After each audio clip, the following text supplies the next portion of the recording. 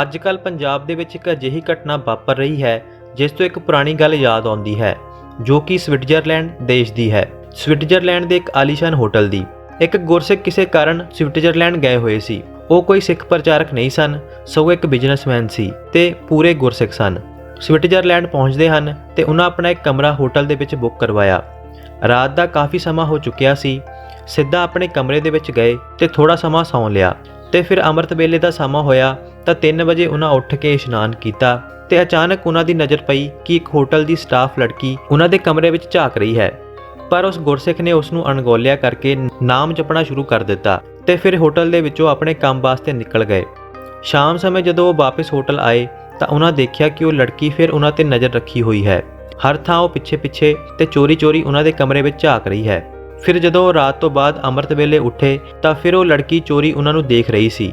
ਜਦੋਂ ਗੱਲ ਆਪੇ ਤੋਂ ਬਾਹਰ ਹੋਈ ਤਾਂ ਉਹਨਾਂ ਸਵੇਰੇ ਹੋਟਲ ਮੈਨੇਜਰ ਨੂੰ ਉਸ ਲੜਕੀ ਜੋ ਉਹਨਾਂ ਦੇ ਸਟਾਫ ਦੇ ਵਿੱਚ ਹੀ ਕੰਮ ਕਰਦੀ ਸੀ ਉਸ ਦੀ ਸ਼ਿਕਾਇਤ ਕੀਤੀ ਕਿ ਰੋਜ਼ਾਨਾ ਤੜਕੇ ਉਹ ਉਹਨਾਂ ਦੇ ਕਮਰੇ ਵਿੱਚ ਚੋਰੀ ਤਾਕ-ਝਾਕ ਕਰਦੀ ਹੈ, ਜੋ ਠੀਕ ਨਹੀਂ ਹੈ। ਸਾਰਾ ਸਟਾਫ ਬੁਲਵਾਇਆ ਗਿਆ ਤਾਂ ਉਸ ਲੜਕੀ ਨੂੰ ਪਹਿਚਾਨਣ ਵਾਸਤੇ ਕਿਹਾ। ਗੁਰਸਿੱਖ ਨੇ ਕਿਹਾ ਕਿ ਸਾਰੇ ਸਟਾਫ ਨੂੰ ਵਾਪਿਸ ਭੇਜ ਦਿਓ, ਮੈਂ ਨਹੀਂ ਚਾਹੁੰਦਾ ਕਿ ਉਸ ਲੜਕੀ ਦੀ ਸਾਰਿਆਂ ਦੇ ਸਾਹਮਣੇ ਬੇਇੱਜ਼ਤੀ ਹੋਵੇ। ਫਿਰ ਇਕੱਲੇ ਦੇ ਵਿੱਚ ਉਸ ਲੜਕੀ ਨੂੰ ਮੈਨੇਜਰ ਨੇ ਬੁਲਾਇਆ ਤੇ ਪੁੱਛਿਆ ਕਿ ਤੂੰ ਇੰਜ ਕਿਉਂ ਕੀਤਾ। ਉਹ ਲੜਕੀ ਨਾਰਵੇ ਦੀ ਰਹਿਣ ਵਾਲੀ ਸੀ ਤੇ ਸਵਿਟਜ਼ਰਲੈਂਡ ਦੇ ਉਸ ਹੋਟਲ ਦੇ ਵਿੱਚ ਕੰਮ ਕਰਦੀ ਸੀ। ਕਾਫੀ ਪੜ੍ਹੀ ਲਿਖੀ ਸੀ ਤੇ ਮੈਨੇਜਰ ਨੇ ਕਿਹਾ ਕਿ ਇਹ ਲੜਕੀ ਇਸ ਤਰ੍ਹਾਂ ਦੀ ਹਰਕਤ ਨਹੀਂ ਕਰ ਸਕਦੀ। ਤਾਂ ਉਸ ਲੜਕੀ ਨੇ ਇੱਕਦਮ ਕਿਹਾ ਕਿ ਮੈਂ ਇੰਜ ਹੀ ਕੀਤਾ ਹੈ, ਪਰ ਮੇਰਾ ਇਰਾਦਾ ਕੁਝ ਗਲਤ ਨਹੀਂ ਸੀ। ਉਸ ਲੜਕੀ ਨੇ ਦੱਸਿਆ ਕਿ ਮੈਂ ਸਿੱਖਾਂ ਬਾਰੇ ਬਹੁਤ ਕੁਝ ਸੁਣਿਆ ਸੀ ਪਰ ਕਦੀ ਦੇਖਿਆ ਨਹੀਂ ਸੀ।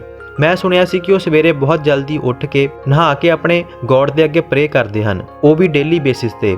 ਪਰ ਮੈਂ ਇਹ ਗੱਲ ਕਦੀ ਨਹੀਂ ਮੰਨਦੀ ਸੀ। ਪਰ ਜਦੋਂ ਮਿਸਟਰ ਸਿੰਘ ਸਾਡੇ ਹੋਟਲ ਦੇ ਵਿੱਚ ਆਏ ਤਾਂ ਮੈਨੂੰ ਇੱਕ ਮੌਕਾ ਮਿਲ ਗਿਆ ਕਿ ਇੰਜ ਤਾਂ ਕੋਈ ਇਨਸਾਨ ਨਹੀਂ ਕਰ ਸਕਦਾ, ਇਹ ਸਭ ਝੂਠ ਹੈ। ਇਸ ਨੂੰ ਸਾਬਿਤ ਕਰਨ ਦਾ ਮੈਨੂੰ ਇੱਕ ਮੌਕਾ ਮਿਲ ਗਿਆ ਸੀ। ਪਰ ਜਦੋਂ ਮੈਂ ਦੇਖਿਆ ਕਿ ਮਿਸਟਰ ਸਿੰਘ ਨੇ 12:30 ਵਜੇ ਸਾਡੇ ਹੋਟਲ ਦੇ ਵਿੱਚ ਚੈੱਕ ਇਨ ਕੀਤਾ ਤਾਂ ਪੱਕਾ ਸਵੇਰੇ ਇਹ ਜਲਦੀ ਨਹੀਂ ਉੱਠ ਸਕਦੇ। ਤਾਂ ਮੈਂ ਉਹਨਾਂ ਦੇ ਕਮਰੇ ਦੇ ਵਿੱਚ ਦੇਖਣਾ ਸ਼ੁਰੂ ਕਰ ਦਿੱਤਾ। ਪਰ ਸਵੇਰੇ 3 ਵਜੇ ਉੱਠ ਕੇ ਇਹਨਾਂ ਨੇ ਨਹਾ ਕੇ ਆਪਣੇ ਗੋਡ ਦੇ ਅੱਗੇ ਪ੍ਰੇ ਕੀਤੀ ਤੇ ਅਗਲੇ ਦਿਨ ਵੀ ਇਹਨਾਂ ਨੇ ਇੰਜ ਹੀ ਕੀਤਾ। ਤੇ ਫਿਰ ਮੈਨੂੰ ਯਕੀਨ ਹੋ ਗਿਆ ਕਿ ਅਜਿਹੀ ਵੀ ਕੌਮ ਜਿੰਦਾ ਹੈ ਤੇ ਦੁਨੀਆ ਦੇ ਵਿੱਚ ਸੱਚ ਵਿੱਚ ਹੀ ਹੈ ਤੇ ਇਹਨਾਂ ਸਭ ਤੋਂ ਇਲਾਵਾ ਮੇਰੀ ਹੋਰ ਵੀ ਕੋਈ ਗਲਤ ਇੱਛਾ ਨਹੀਂ ਸੀ। ਉਸ ਲੜਕੀ ਨੇ ਉਸ ਗੁਰਸਿੱਖ ਦੇ ਕੋਲੋਂ ਸਿੱਖੀ ਬਾਰੇ ਜਾਣਨ ਦੀ ਇੱਛਾ ਪ੍ਰਗਟਾਈ ਤੇ ਇੱਕ ਹਫ਼ਤਾ ਜਿੰਨਾ ਚਿਰ ਉਹ ਗੁਰਸਿੱਖ ਉੱਥੇ ਰਿਹਾ ਉਸ ਨੂੰ ਸਿੱਖੀ ਬਾਰੇ ਦੱਸਦੇ ਰਹੇ। ਅਤੇ ਉਸ ਗੁਰਸਿੱਖ ਦੇ ਜਾਣ ਤੋਂ ਬਾਅਦ ਉਸ ਲੜਕੀ ਦੇ ਅੰਦਰ ਇੱਕ ਅਜਿਹੀ ਖਿੱਚ ਪੈਣ ਲੱਗੀ ਕਿ ਉਸ ਕੋਲੋਂ ਰਿਹਾ ਨਹੀਂ ਗਿਆ। ਦਿਨ ਪਰ ਦਿਨ ਉਸ ਦੇ ਅੰਦਰ ਕੁਝ ਚੱਲਦਾ ਰਹਿੰਦਾ ਸੀ ਤੇ ਆਖਿਰ ਉਸਨੇ ਗੁਰਦੁਆਰੇ ਜਾਣਾ ਸ਼ੁਰੂ ਕੀਤਾ ਤੇ ਗੁਰਬਾਣੀ ਸਿੱਖੀ। ਜਦੋਂ 3 ਸਾਲਾਂ ਬਾਅਦ ਉਹ ਗੁਰਸਿੱਖ ਦੁਬਾਰਾ ਉਸ ਹੋਟਲ ਦੇ ਵਿੱਚ ਆਇਆ ਤੇ ਸਟਾਫ ਦੀ ਉਸ ਲੜਕੀ ਦੇ ਮੂੰਹੋਂ ਜਪਜੀ ਸਾਹਿਬ ਦਾ ਪਾਠ ਸੁਣ ਕੇ ਉਹ ਬਹੁਤ ਖੁਸ਼ ਹੋਇਆ। ਪਰ ਉਸ ਲੜਕੀ ਨੇ ਆਪਣਾ ਧਰਮ ਨਹੀਂ ਛੱਡਿਆ ਸੀ, ਪਰ ਗੁਰਬਾਣੀ ਦੀ ਜਾਣਕਾਰੀ ਬਹੁਤ ਚੰਗੀ ਰੱਖਦੀ ਸੀ ਕਿਉਂਕਿ ਉਸ ਦੇ ਅੰਦਰ ਜਾਣਨ ਤੇ ਸਿੱਖਣ ਦੀ ਚਾਹ ਸੀ। ਇਹ ਘਟਨਾ ਤੁਹਾਨੂੰ ਇਸ ਲਈ ਦੱਸੀ ਗਈ ਕਿ ਹੁਣ ਦੇ ਸਮੇਂ ਵਿੱਚ ਇਹ ਬਿਮਾਰੀ ਦੇ ਚੱਲਦਿਆਂ ਇੱਕ ਅਜਿਹੀ ਖਬਰ ਸਾਹਮਣੇ ਆਉਂਦੀ ਹੈ ਜਿਸ ਵਿੱਚ ਇੱਕ ਅੰਗਰੇਜ਼ ਔਰਤ ਕੈਮਰੇ ਦੇ ਸਾਹਮਣੇ ਰੋਂਦੀ ਨਜ਼ਰ ਆ ਰਹੀ ਸੀ। ਇੱਕ ਵਾਰ ਦੇਖ ਕੇ ਹਰ ਕੋਈ ਇਹੀ ਸੋਚੇਗਾ ਕਿ ਲੋਕਡਾਊਨ ਦੇ ਵਿੱਚ ਇਹ ਪੰਜਾਬ ਦੇ ਵਿੱਚ ਫਸ ਚੁੱਕੀ ਹੈ ਤੇ ਆਪਣੇ ਮੁਲਕ ਵਾਪਸ ਜਾਣ ਦੇ ਲਈ ਰੋ ਕੇ ਫਰਿਆਦ ਕਰ ਰਹੀ ਹੋਵੇਗੀ।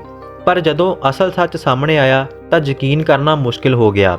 ਅਸਲ ਵਿੱਚ ਲੁਧਿਆਣੇ ਦੇ ਚੰਡੀਗੜ੍ਹ ਰੋਡ ਤੇ ਕਿਰਾਏ ਤੇ ਰਹਿੰਦੀ ਇੱਕ ਬੈਲਜੀਅਮ ਦੀ ਮਹਿਲਾ ਕੈਮਰੇ ਦੇ ਸਾਹਮਣੇ ਰੋ ਰਹੀ ਸੀ ਕਿਉਂਕਿ ਉਸ ਨੂੰ ਘਰ ਦੇ ਵਿੱਚ ਕੈਦ ਰਹਿਣਾ ਪੈ ਰਿਹਾ ਸੀ। ਉਸ ਨੂੰ ਬਾਹਰ ਨਹੀਂ ਨਿਕਲਣ ਦਿੱਤਾ ਜਾ ਰਿਹਾ ਸੀ। ਉਹ ਬਾਹਰ ਕਿਉਂ ਜਾਣਾ ਚਾਹੁੰਦੀ ਸੀ, ਜਦੋਂ ਉਸਨੇ ਦੱਸਿਆ ਤਾਂ ਹੈਰਾਨੀ ਦੀ ਸੀਮਾ ਨਹੀਂ ਰਹੀ। ਅਸਲ ਵਿੱਚ ਉਹ ਬੈਲਜੀਅਮ ਦੀ ਔਰਤ ਗੁਰਦੁਆਰਾ ਸਾਹਿਬ ਜਾਣਾ ਚਾਹੁੰਦੀ ਸੀ। ਪਿਛਲੇ 6 ਮਹੀਨਿਆਂ ਤੋਂ ਉਹ ਔਰਤ ਲੁਧਿਆਣੇ ਆਈ ਹੋਈ ਹੈ ਤੇ ਸਮਰਾਲਾ ਚੌਂਕ ਦੇ ਕੋਲ ਹੀ ਪੈਂਦੇ ਨਾਨਕਸਰ ਗੁਰਦੁਆਰਾ ਸਾਹਿਬ ਦੇ ਵਿੱਚ ਨਾਮ ਅਭਿਆਸ ਕਰਦੀ ਸੀ, ਗੁਰਬਾਣੀ ਸਿੱਖਦੀ ਤੇ ਸਮਝਦੀ ਸੀ। ਪਰ ਵਿੱਚ ਹੀ ਲੋਕਡਾਊਨ ਕਰਕੇ ਉਸ ਨੂੰ ਗੁਰਦੁਆਰੇ ਵਿੱਚ ਐਂਟਰ ਨਾ ਕਰਨ ਦਿੱਤਾ ਗਿਆ। ਘਰੋਂ ਨਿਕਲਣਾ ਵੀ ਮੁਸ਼ਕਿਲ ਹੋ ਚੁੱਕਿਆ ਸੀ, ਜਿਸ ਕਾਰਨ ਉਹ ਰੋਂਦੀ ਹੋਈ ਫਰਿਆਦ ਕਰਦੀ ਰਹੀ ਕਿ ਉਸ ਨੂੰ ਗੁਰਦੁਆਰੇ ਜਾਣ ਦਿੱਤਾ ਜਾਵੇ। ਸੋਚਣ ਦੀ ਗੱਲ ਤਾਂ ਇਹ ਹੈ ਕਿ ਬਾਹਰ ਦੇਸ਼ ਦਾ ਇਨਸਾਨ ਇੱਥੇ ਮੀਲਾਂ ਦੂਰ ਆ ਕੇ ਗੁਰਬਾਣੀ ਦੀ ਚਾਹ ਦੇ ਵਿੱਚ ਇੰਜ ਤੜਫ ਰਿਹਾ ਹੈ ਤੇ ਸਾਡੀ ਪੀੜ੍ਹੀ ਕਿਸ ਪਾਸੇ ਜਾ ਰਹੀ ਹੈ, ਜਰਾ ਸੋਚਣ ਦੀ ਲੋੜ ਹੈ। ਘਰ ਦਾ ਜੋਗੀ ਜੋਗੜਾ ਤੇ ਬਾਹਰ ਦਾ ਜੋਗੀ ਸਾਧ ਵਾਲੀ ਗੱਲ ਇੱਥੇ ਸੱਚ ਹੁੰਦੀ ਦਿਖਾਈ ਦੇ ਰਹੀ ਹੈ।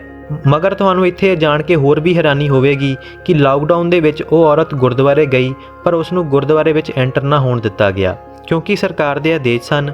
ਪਰ ਉਸ ਬੈਲਜੀਅਮ ਦੀ ਔਰਤ ਦੀ ਚਾਹ ਦੇਖਣ ਵਾਲੀ ਸੀ ਕਿ ਉਸਨੇ ਗੁਰਦੁਆਰਾ ਸਾਹਿਬ ਦੇ ਬਾਹਰ ਗੇਟ ਤੇ ਹੀ ਬੈਠ ਕੇ ਸਿਮਰਨ ਕਰਨਾ ਸ਼ੁਰੂ ਕਰ ਦਿੱਤਾ ਅਤੇ 2 ਘੰਟੇ ਗੇਟ ਦੇ ਬਾਹਰ ਬੈਠ ਕੇ ਉਹ ਸਿਮਰਨ ਕਰਦੀ ਰਹੀ। ਅਜਿਹਾ ਪਿਆਰ ਕਿਸੇ ਦਿਖਾਵੇ ਦੇ ਖਾਤਰ ਕਦੀ ਨਹੀਂ ਹੋ ਸਕਦਾ। ਇਹ ਉਸ ਦੇ ਦਿਲ ਦੀ ਹੀ ਖਿੱਚ ਸੀ ਜੋ ਕਿ ਗੁਰੂ ਦੇ ਦਰਸ਼ਨਾਂ ਦੇ ਲਈ ਸੀ। ਫਿਰ ਉਸਨੇ ਮੀਡੀਆ ਦੇ ਰਾਹੀਂ ਆਪਣੀ ਗੱਲ ਸਰਕਾਰ ਤੇ ਲੋਕਾਂ ਦੇ ਅੱਗੇ ਰੱਖੀ।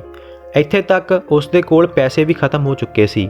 ਇਕੱਲੀ ਹੋਣ ਕਰਕੇ ਘਰ ਦੇ ਵਿੱਚ ਉਸ ਦੀ ਮਾਨਸਿਕ ਸਥਿਤੀ 'ਤੇ ਵੀ ਫਰਕ ਪੈ ਸਕਦਾ ਸੀ।